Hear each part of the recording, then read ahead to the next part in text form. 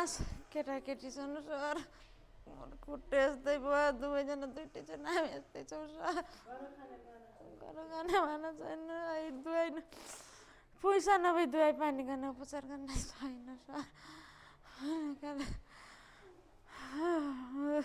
अहिले हामी बाजुरा जिल्ला अस्पताल पुगेका छौँ। हामी बाजुरा जिल्ला अस्पतालमा एकदम तपाईँहरूलाई अलिकति समस्याको दुःखदायी पीडाको रिपोर्टिङ गर्न पुगेका छौँ।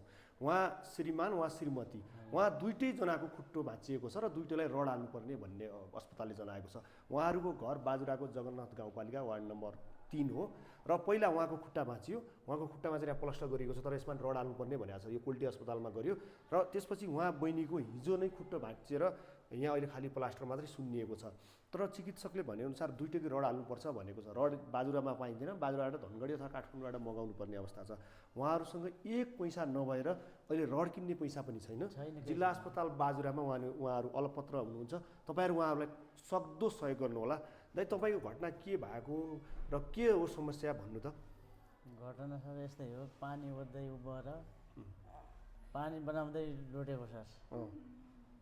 अनि जाँदाखेरि माहले भेट्नु जाँदाखेरि ढुङ्गा आएर खुट्टामा लागेर त्यसको भयो। तपाईँ कहाँ जाँदा लुट्नुभयो? म यो पानी सहिँदाखेरि पानी बनाउँदाखेरि अनि उहाँ यो माहला जाँदै मान्छे पत्र आएर घोलाएर उहाँ घाइते हुनुभयो लडेर।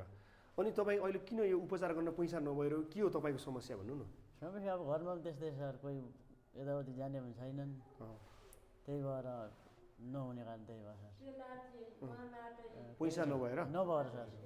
अनि डाक्टरले कति बनाउनु भनेको छ पैसा? डाक्टरले त अब अहिले केही भनेको छ? डाक्टरले भने 1000